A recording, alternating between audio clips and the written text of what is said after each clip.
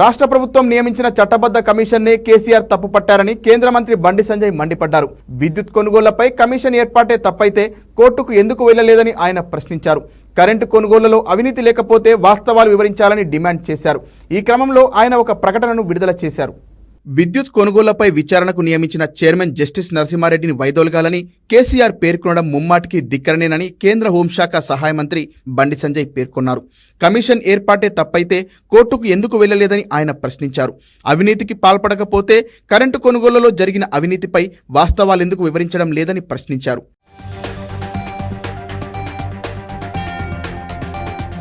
తెలంగాణ ఉద్యమంలో జస్టిస్ నరసింహారెడ్డి నిజాయితీ, ధైర్య సాహసాలను ప్రశంసించిన సంగతి మర్చిపోయారా అంటూ బండి సంజయ్ ప్రశ్నించారు.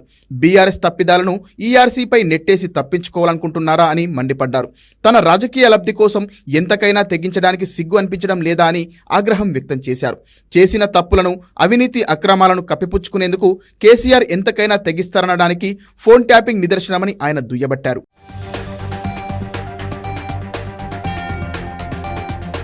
కోర్టు పరిధిలో ఉన్న ఫోన్ ట్యాపింగ్ అంశంపై అడ్డగోలుగా మాట్లాడి సుప్రీంకోర్టు ద్వారా చివాట్లు తిన్న నేత కేసీఆర్ అని కేంద్ర మంత్రి బండి సంజయ్ దుయ్యబట్టారు.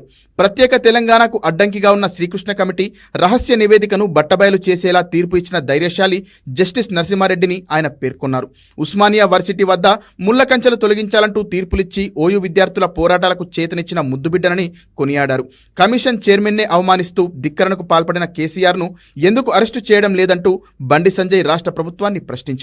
విద్యుత్ కొనుగోళ్లు, కాళేశ్వరం, గొర్రెల పంపిణీపై విచారణ పేరుతో కాంగ్రెస్ ప్రభుత్వ జాప్యం అనేక అనుమానాలకు తావిస్తుందన్నారు. కేసీఆర్ సహా బాధ్యులను అరెస్టు చేసి వాస్తవాలను ప్రజల ముందుంచి చిత్తశుద్ధి నిరూపించుకోవాలని సవాల్ విసిరారు.